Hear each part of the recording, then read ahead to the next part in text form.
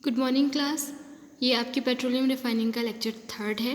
पिछले 2 लेक्चर में हमने क्रूड ऑयल के बारे में जाना था कि क्रूड ऑयल क्या होता है, कहाँ से निकाला जाता है, इसकी कंपोजिशन क्या क्या होती है और उसका जो आपका ग्लोबल स्टेटस है और उसका जो इंडियन स्टेटस है उसके बारे में जाना था लास्ट के 2 लेक्चर में। आज के लेक्चर में हम क्रूड ऑयल की कंपोजिशन और उसमें उसके अंदर क्या क्या पाया जाता है, उसका बेस क्या होता है, इसके बारे में पढ़ेंगे। बेस मीन्स आधार क्या होता है, उसके बारे में हम जानेंगे। लास्ट के लेक्चर में हालांकि क्रूड ऑयल के बारे में मैंने आपको बिल्कुल अच्छे से हर एक चीज़ बता दी थी और उसके बाद हमने कॉन्स्टिट्यूएंट्स ऑफ क्रूड ऑयल के बारे में पढ़ा था, जिसमें हमने देखा था कि विभिन्न प्रकार के जो हाइड्रोकार्बन्स होते हैं उनका जो प्रोपोर्शन होता है, अनुपात होता है, अलग अलग तरह के क्रूड ऑयल में बदल जाता है। क्योंकि आपका जो क्रूड ऑयल होता है वो हाइड्रोकार्बन्स का मिक्सचर होता है और उस हाइड्रोकार्बन में किस किस प्रकार के या किस किस तरह के हाइड्रोकार्बन्स मिले हुए हैं, क्योंकि हाइड्रोकार्बन्स आपके एल्केन भी होते हैं, एल्कीन भी होते हैं और एल्काइन भी होते हैं और उसके साथ साथ दूसरे और भी जैसे आपका नाइट्रोजन, सल्फ़र, ऑक्सीजन और मेटल या धातु के कुछ अवशेष और आपका वाटर भी होता है, उसमें आपका टार भी अवेलेबल रहता है। तो उसी के बेसिस पर हम कैटेगराइज कर पाते हैं, हम उसका वर्गीकरण कर पाते हैं कि कौन सा क्रूड ऑयल आपके लिए बेहतर होता है। और इसी वजह से और इसी के बेसिस पर या इसी के आधार पर हम अपने क्रूड ऑयल से ये चेक कर पाते हैं कि उसमें से आपका जो फ्यूल है, आपका जो पेट्रोल, डीजल वगैरह है, वो कितनी बेहतर अमाउंट में निकलने वाला है। तो आपका कॉन्स्टिट्यूएंट्स ऑफ क्रूड ऑयल में हमने जाना था कि विभिन्न प्रकार के हाइड्रोकार्बन्स का प्रोपोर्शन या अनुपात अलग अलग तरह के क्रूड ऑयल में बदल जाता है। प्रत्येक कंपोनेंट के अलग अलग अवयव, क्रूड ऑयल में नैफ्थेनिक एसिड, यहाँ पर अलग अलग अवयव का मीनिंग है जैसे कि नाइट्रोजन, ऑक्सीजन और सल्फर वगैरह। उसके बाद में कंपाउंड्स व मर्कैप्टन्स के रूप में पाए जाते हैं व इसमें कुछ मात्रा में जल की अशुद्धियाँ, धातु तथा टार भी पाया जाता है। ये हमने लास्ट के लेक्चर में अच्छे से पढ़ा था। यहाँ पर कुछ प्रॉपर्टीज़ दी हुई हैं और आपका जिस जगह से आपका क्रूड ऑयल निकाला जाता है उस जगह के बेसिस पर जो भी आपके क्रूड ऑयल की प्रॉपर्टीज़ हैं, मतलब उनकी जो भी विशेषताएं हैं उसके बारे में और उनके परसेंटेज के बारे में आपके इसमें बताया गया है। जैसे अंकलेश्वर से निकलने वाला है, नॉर्थ गुजरात से जो आ रहा है, बॉम्बे हाई से जो आ रहा है, बसरा से जो आ रहा है, शरीफ से जो क्रूड ऑयल आ रहा है, किरकुक से जो आपका क्रूड ऑयल आ रहा है, उसकी क्या क्या प्रॉपर्टीज़ हैं वो सारी यहाँ पर मेंशन है, यहाँ पर दी हुई हैं। उसी के हिसाब से आपके यहाँ पर वैल्यूज़ गिवन है, तो आप देख सकते हैं, आप चेक कर सकते हैं।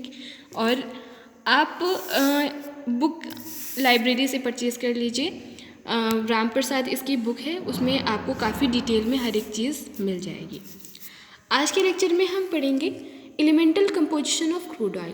एलिमेंटल कंपोजिशन से मतलब है कि क्रूड ऑयल में हाइड्रोकार्बन के अलावा जो भी एलिमेंट या तत्व पाए जाते हैं उनका क्या परसेंटेज है या उनका क्या प्रतिशत है क्रूड ऑयल में। जैसे जो कार्बन होता है, क्योंकि हाइड्रोकार्बन में आपका हाइड्रोजन और कार्बन है, उसके अलावा आपका सल्फ़र भी मिला होता है, नाइट्रोजन भी मिला होता है, ऑक्सीजन भी मिला होता है और मेटल भी मिली होती है। मेटल में बेसिकली जो सबसे ज़्यादा मतलब मेटल्स में आपके वेनेडियम और निकल पाई जाती है।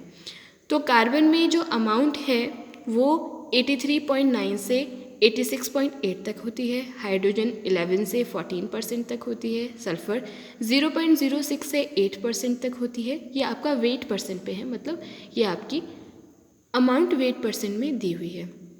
नाइट्रोजन 0.02 से 1.70 तक होती है, ऑक्सीजन 0.08 से 1.82 तक होती है और जो मेटल्स होती हैं वो 0 से 0.14 तक होती है। इनको आप लर्न कर लीजिए क्योंकि ये आपका काफ़ी इम्पॉर्टेंट है। उसके बाद में हम क्रूड ऑयल्स के बारे में जानते हैं कि क्रूड ऑयल की केमिस्ट्री और कंपोजिशन में बेसिकली क्या क्या होता है। केमिस्ट्री मतलब यहाँ पर केमिस्ट्री से मतलब है कि जितने भी आपके हाइड्रोकार्बन्स हैं तो वो कौन कौन से हाइड्रोकार्बन हैं, एल्कीन, एल्केन और एल्काइन में कौन कौन से हैं। उसके बाद में कंपोजिशन में हम देखेंगे कि किस तरीके की या कितना अमाउंट में उसमें मिला हुआ है। जैसा आप सभी को पता ही है कि जो क्रूड ऑयल होता है वो ज़मीन के नीचे से निकाला जाता है और जो क्रूड ऑयल का निर्माण हुआ है वो बेसिकली हज़ारों करोड़ों साल पहले जो आपके मृत पेड़ पौधे थे या जीव जंतु थे, वो सब के सब हाई टेम्परेचर और हाई प्रेशर पर या उच्च दाब और उच्च तापमान पर ज़मीन के नीचे दब कर उसके बाद में वो आपके पेट्रोलियम में बदल गए।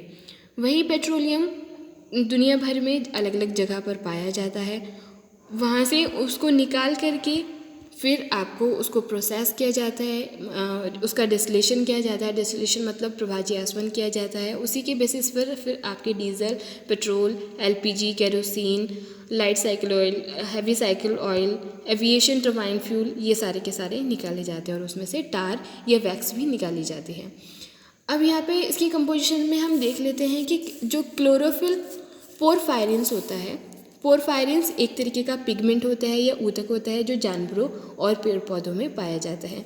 अगर क्लोरोफिल भी है, क्योंकि क्लोरोफिल जो होता है हरे रंग का ऊतक होता है जो पेड़ पौधों में पाया जाता है, तो अगर क्लोरोफिल पोरफायरिन अगर आपका क्रूड ऑयल में पाया जाता है, कच्चे तेल में पाया जाता है, तो इसका मतलब ये है कि वो जो क्रूड ऑयल है वो बेसिकली या सामान्यतः आपका पेड़ पौधों से मिलकर के बना हुआ है। तो क्लोरोफिल पोरफायरिन्स बहुत कम मात्रा में क्रूड ऑयल में पाए जाते हैं, हालांकि ये पाए ही जाते हैं।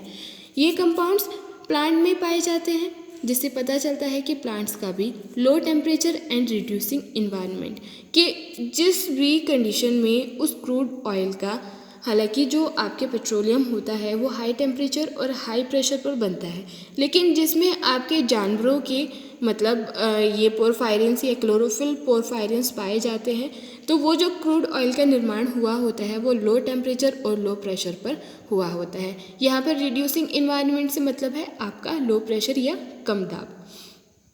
तो कम ताप और कम दाब पर क्रूड ऑयल के निर्माण में योगदान रहा। जानवरों में भी पोरफायरिन पाया जाता है जो बहुत मिनिमम अमाउंट में क्रूड ऑयल में होता है।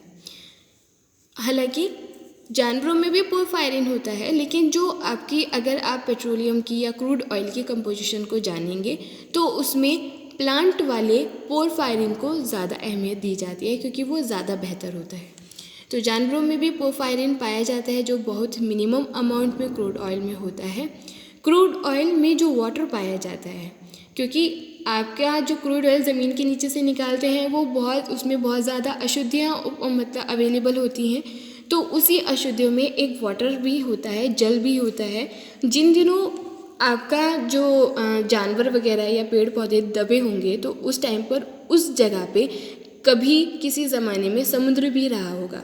तो क्योंकि हम उस वाटर की कंपोजिशन जब चेक करते हैं तो वो जो वाटर होता है वो आपका सी वाटर मतलब पाया गया। मॉडिफाइड सी वाटर का मतलब है कि ये परिवर्तित सी वाटर था, क्योंकि जो आपका जनरल सी वाटर होता है या समुद्र का जो पानी होता है उसमें बहुत ज़्यादा मात्रा में मैग्नीशियम और सल्फेट पाया जाता है।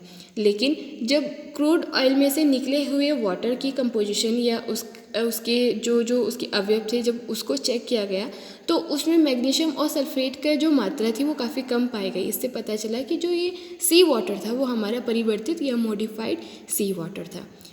तो क्रूड ऑयल में जो वाटर पाया जाता है वो मॉडिफाइड सी वाटर होता है जिसमें बहुत कम मात्रा में सल्फेट्स तथा मैग्नीशियम पाए जाते हैं तथा ऑर्गेनिक एसिड व हाइड्रोकार्बन भी पाए जाते हैं। ऑर्गेनिक एसिड में आपका नेफ्थेनिक एसिड आ गया। नेफ्थेनिक एसिड वह एसिड होता है जो जब हाइड्रोकार्बन किसी ऑक्सीजन के साथ रिएक्शन कर लेता है तो जो भी आपका प्रोडक्ट बनेगा या जो भी उत्पाद बनेगा वो आपका नेफ्थेनिक एसिड होगा तथा ऑर्गेनिक एसिड्स व हाइड्रोकार्बन भी पाए जाते हैं। ये आपकी कंपोजिशन हो गई। अब उसके बाद में फिर हम नेक्स्ट जानते हैं कि evaluation of crude oils. Crude oil का इवैल्यूएशन हम किस तरीके से करते हैं। इवैल्यूएशन आपका मूल्यांकन होता है कि कौन सा क्रूड ऑयल बेहतर रहेगा या क्रूड ऑयल में किस तरीके से उसकी कंपोजिशन वगैरह होती है। तो क्रूड ऑयल के मूल्यांकन के लिए उसकी क्वालिटी के बारे में पता होना बहुत ज़रूरी है। सीधी सी बात है, तभी तो हम पता कर पाएंगे कि हमें कहाँ से ख़रीदना चाहिए, क्योंकि क्रूड ऑयल बहुत महंगा आता है। उसके बाद में उसको रिफ़ाइन करके उसमें से पेट्रोल डीजल निकालना और भी ज़्यादा महंगा हो जाता है। तो बेहतर होगा हमारे लिए कि हम देखें कि हमारा क्रूड ऑयल कौन सा ज़्यादा बेहतर है। तो क्रूड ऑयल के मूल्यांकन के लिए उसकी क्वालिटी के बारे में पता होना बहुत ज़रूरी है।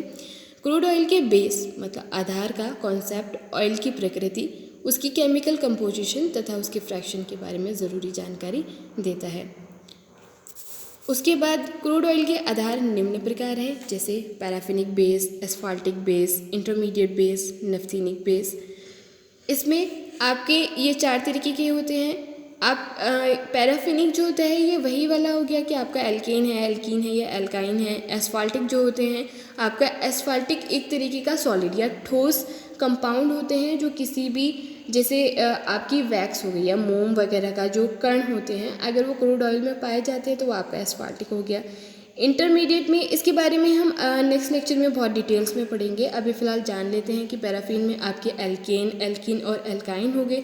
एस्फाल्टिक बेस में आपका रेजिन वगैरह आ गया, या फिर मतलब आपके मोम या वैक्स वगैरह आ गया अगर उसका कंटेंट पाया जाता है। इंटरमीडिएट बेस में आपका किसी दो का मिक्सचर पाया जाता है। और नेफ्थेनिक बेस आपका जिसमें काफ़ी मात्रा में पैराफिनिक वगैरह मिली होती है, तो वो आपका नेफ्थेनिक बेस कहलाता है। इसके बारे में हम आगे के लेक्चर में जानेंगे। आज के लिए बस इतना ही। Thank you.